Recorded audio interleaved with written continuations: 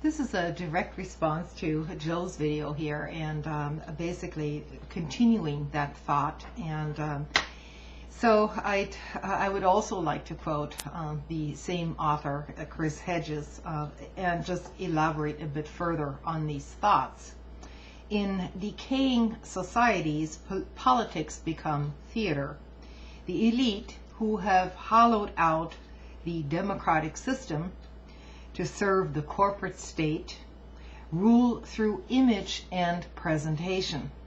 They express indignation at AIG bonuses and empathy with the working class that they spent the last few decades disenfranchising, and make promises to desperate families that they know will probably never be fulfilled.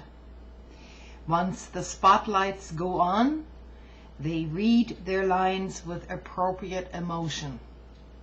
Once the lights are off, they make sure Goldman Sachs and a host of other large corporations have the hundreds of billions of dollars in losses they incurred playing casino capitalism repaid with taxpayer money.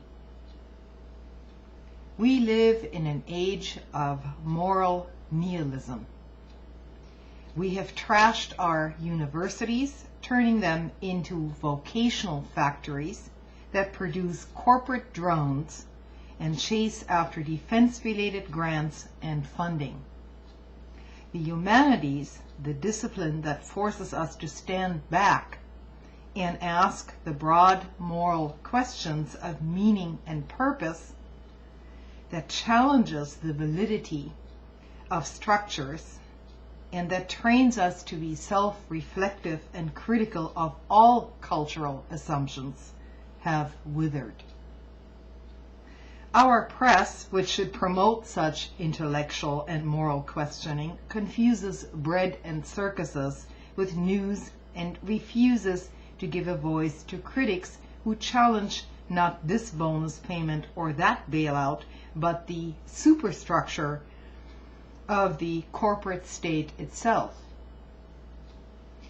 We kneel before the cult of the self, elaborately constructed by the architects of consumer society, which dismisses compassion, sacrifice for the less fortunate, and so on. The methods used to attain what we want, we are told, by reality television programs, business schools, and self-help gurus are irrelevant. The capacity for manipulation is what is most highly prized, and our moral collapse is as terrifying and dangerous as our economic collapse. Our elites are imploding.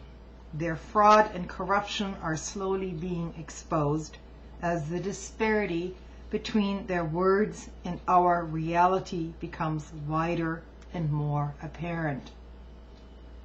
The rage that is bubbling up across the country will have to be countered by the elite with less subtle forms of control. But unless we grasp the societal play of forces that operates beneath the surface of political forms, we will be cursed with a more ruthless form of corporate power, one that does away with the artifice and the seduction of consumer society and instead wields through naked repression. Frank Donahue, the author of The Last Professors, The Corporate University and the Fate of the Humanities, details how liberal arts education has been completely dismantled. Any form of learning that is not strictly vocational has at best been marginalized in many schools or even been abolished. Students are steered away from asking broad, disturbing questions that challenge the assumptions of the power elite or an economic system that serves the corporate state. This has led many bright graduates into the arms of corporate entities that do not examine morally or ethically. They accept the assumptions of corporate culture because they have never been taught to think. Only 8% of U.S. college graduates now receive a degree in the humanities. Bachelor's degrees in business, however, which promise the accumulation of wealth, have skyrocketed.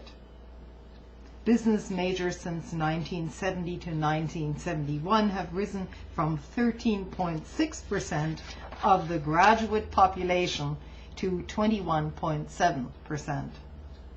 Business has essentially now replaced education. The single most important quality needed to resist evil is moral autonomy. Moral autonomy is possible only through self-reflection, self-determination, and the courage not to cooperate.